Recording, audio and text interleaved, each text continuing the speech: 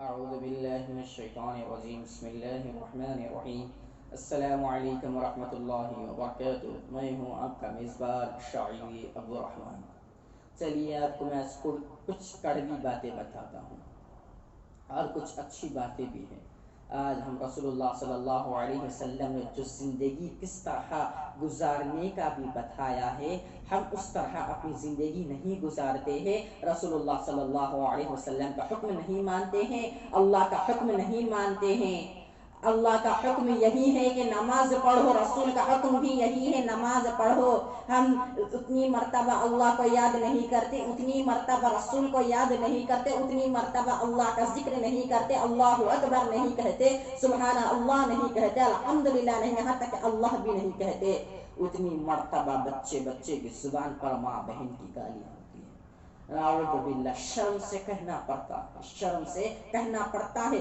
ہر چاہے بڑا ہو، اس کی زبان پر تو ماں بہن کی گالی دیے بغیر دن ہی نہیں بلکہ اس کی عمر ہی نہیں گزرتی، اس کا وقت نہیں گزرتا، اس کا ایک سیکنڈ نہیں گزرتا کہ جب تک وہ ماں بہن کی گالی نہیں دے گا۔ اتنا وہ حرام ہو چکا ہے۔ ماں بہن کی جو گالی دیتا ہے، ساتوں زمین کو توڑنے سے بھی بڑا جرم ہے، ساتوں آسمان کو بھی توڑنے سے بڑا جرم ہے۔ جو کوئی بھی ماں بہن کی گالی دیتا ہے، کوئی مذاق میں بھی دے لے تو ساتوں آسمانوں کو توڑنے سے بڑا جرم ہے، ساتوں زمینوں سے بھی توڑنے سے بڑا جرم ہے۔ زمین کے اوپر سارے لوگ ہوتے، سارے لوگ کو قتل کرنے سے بھی بڑا جرم ہے، سمندروں کو آگ لگانے سے بھی بڑا جرم ہے کسی کو ماں بہن کی گالی دینا۔ آج بچے کی زبان پر ماں بہن کی گالی موجود ہوتی ہے۔ ارے آدمی کے جو آدمی ہوتا ہے، جو نوجوان، اس کے منہ پہ تو کم کم ماں بہن کی گالی دیے بغیر دن ہی نہیں گزرتا، دن ہی نہیں گزرتا۔ ماں بہن کی گالی دیتے دیتے یہاں تک کہ آخری وقت موت کا فرشتہ آیا ہوتا ہے۔ کسی کو بلانا ہو تو ماں بہن کی گالی دے کر بلاتے ہیں، موت کا فرشتہ بھی ماں بہن کی گالی جب آپ دیتے اسی وقت آپ کی روح کھینچ لے گا۔ تو خبر میں جب آپ کو ڈالا جائے گا، فرشتوں کا کیا سوال کرو؟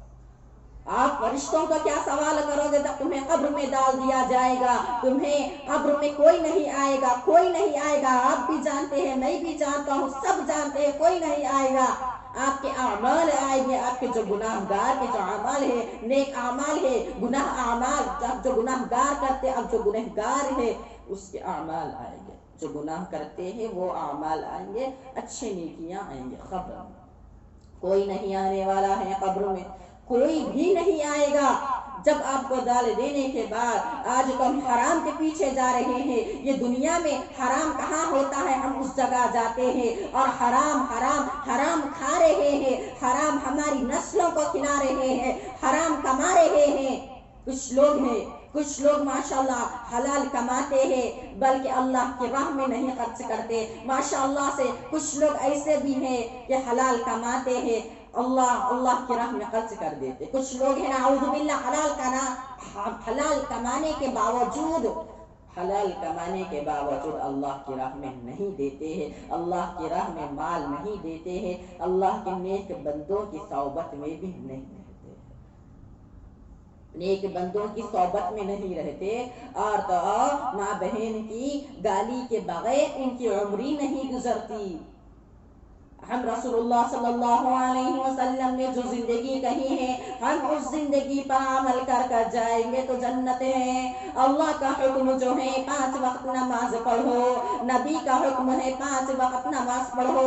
اگر ہم نماز پڑھیں گے، اللہ کا حکم مانیں گے، نبی کا حکم مانیں گے تو جنت ہے۔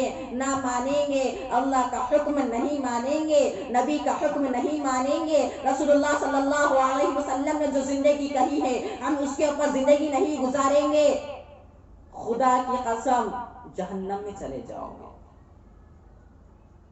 جہنم میں چلے جاؤ گے۔ تمہیں مرنے کے بعد جو گڑھا ہے وہ جہنم کا گڑھا ہے، جنت نہیں ہے بلکہ جہنم ہے۔ آج ہم اللہ اور رسول کو یاد نہیں کرتے جتنی مرتبہ ماں بہن کی گالی کو یاد کرتے ہیں۔ آج ہمیں اللہ کہنے میں بھی مزہ نہیں آ رہا، اللہ بولنے بھی نہیں آ رہا ہے۔ اللہ ہمارے منہ سے کون چھین کر لے گیا ہے؟ محمد کون چھین کر لے گیا ہے؟ نبی کے اوپر درود نہیں پڑھے تو اللہ نہیں پڑھے تو نبی کے اوپر درود کہاں سے پڑھیں گے؟ جو شخص، نبی پاک صلی اللہ علیہ وسلم فرماتے ہیں، حدیث پاک کی روایت ہے، کہ جو بھی کثرت سے دنیا میں میرے اوپر درود پڑھے گا وہ قیامت میں قبر میں میرے ساتھ اٹھے گا۔ نبی پاک صلی اللہ علیہ وسلم کے ساتھ اس شخص کو اٹھا دیا جائے گا، اس شخص کو نبی پاک صلی اللہ علیہ وسلم کے ساتھ اٹھا دیا جائے گا جو نبی پاک صلی اللہ علیہ وسلم کے اوپر کثرت سے درود پڑھتا ہو۔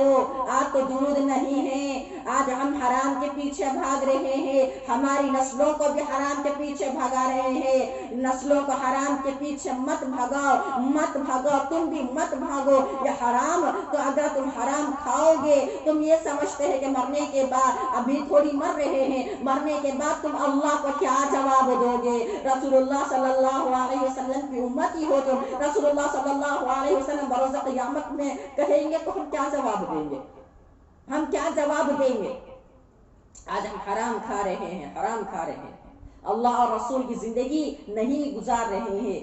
مثال کی بات، آپ اللہ کے راہ میں سب خرچ کر دے، اللہ اور رسول کو منا کر اللہ کے رسول اللہ صلی اللہ علیہ وسلم نے جو زندگی کہی ہے اس زندگی کے اوپر عمل کرتے ہوئے تمہارا انتقال ہو گیا تو تم جنتی ہو۔ میں اس کی بھی آپ کو بتا دوں تھوڑی سی کہ تمہارے لیے تمہاری نسل قرآن پڑھے گی، تمہارے لیے راتوں میں اٹھ کر تمہاری اولادیں تمہارے لیے دعا کریں گے، تمہارے بچے تمہارے لیے دعا کریں گے، کب کہ تب آپ محمد رسول اللہ صلی اللہ علیہ وسلم نے جو زندگی کہی ہے اس زندگی کے اوپر عمل کرو گے۔ اللہ کا حکم نہیں اللہ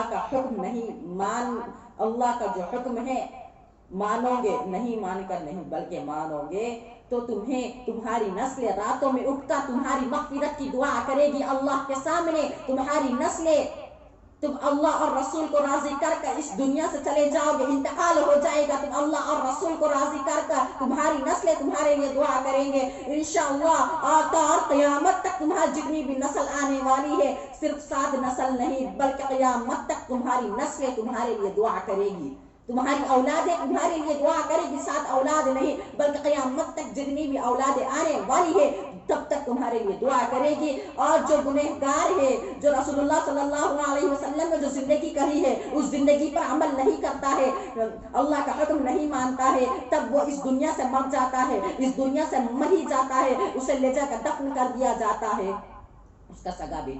اس کا جب سگا بیٹا بڑا ہو جاتا ہے، نوجوان ہو جاتا ہے، شادی ہو جاتی ہے، اس کا بھی بیٹا ہوتا ہے، وہ کون سے ہی سال میں وہ قبرستان لے آتا ہے، عید کے دن ہو، عید کا موقع ہو، اس کا بیٹا تھوڑا سا بڑا ہوتا ہے، اسے لے آتا ہے، اس کا بیٹا اس سے کہتا ہے دادا کی قبر کہاں ہے، دادا کی قبر کہاں ہے، نعوذ باللہ۔ وہ کہتا ہے کہ اس کا بیٹا جس کا انتقال ہوا اس کا بیٹا کہتا ہے نہیں بیٹا یہاں کہیں تو مل جائے گی دادا کی قبر یہاں کہیں تو مل جائیں گی۔ آپ اللہ اور رسول کو راضی کر کر اس دنیا سے چلے جاؤ گے تو تمہاری 7 نسلیں تمہاری قبر کے پاس آ کر سورہ فاتحہ بھی پڑھا کرے گی، تمہارے لیے قرآن مجید بھی پڑھا کرے گی۔ آج تو ہم یوں ہو چکے ہیں نعوذ باللہ، آج ہم موت کو بھی تازہ نہیں کرتے ہیں، اور یوں ہو چکے ہیں مجھے کہتے ہوئے شرم آتی ہے کہ ہم اللہ اور رسول کا حکم نہیں مانتے ہیں۔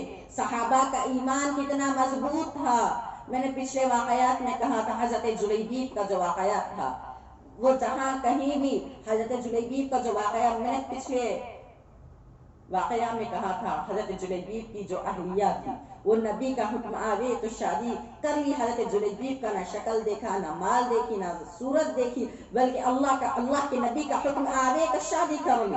اور وہ خود اپنے ابا سے کہہ رہی ہے کہ جہاں کہیں بھی اللہ کا حکم آوے، جہاں کہیں بھی نبی کا حکم آوے، نہیں مانیں گے تو جہنمی، مانیں گے تو جنتی۔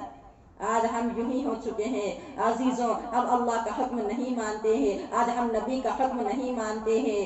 تب آپ جب اللہ کے حکم کو مان کر، نبی کے حکم کو مان کر اس دنیا سے چلے جاؤ گے تو تمہارے لیے تمہاری نسلیں یہاں تک کہ راتوں میں اٹھ کر بھی تمہاری مغفرت کی دعا کرے گی۔ اور کیا ہے، اور کیا چاہیے تمہیں؟ مرنے کے بعد تمہاری نسلیں تمہارے لیے دعا کرے گی، تب آپ اللہ اور رسول کو راضی نہیں کر کر مرو گے تو تمہارا سگا بیٹا بھی آنے کے لیے تمہاری قبر کے پاس تیار نہیں ہوگا، سگا بیٹا بھی آنے کے لیے تمہاری قبر کے پاس تیار نہیں ہوگا، کیونکہ تم اللہ کے حکم کو نہیں مانے، اس دنیا سے چلے گئے۔ محمد رسول اللہ صلی اللہ علیہ وسلم نے جو زندگی کہی ہے ہم اس زندگی کو نہیں مانے، تم چلے گئے اس دنیا سے تو کوئی نہیں آئے گا، تم دنیا کے پیچھے بھاگتے گئے، یہ دنیا میں حرام کھاتے گئے، نسلوں کا حرام کھلاتے گئے، تم بھی حرام ہو چکے کھا کھا کر، تو کوئی نہیں آئے گا۔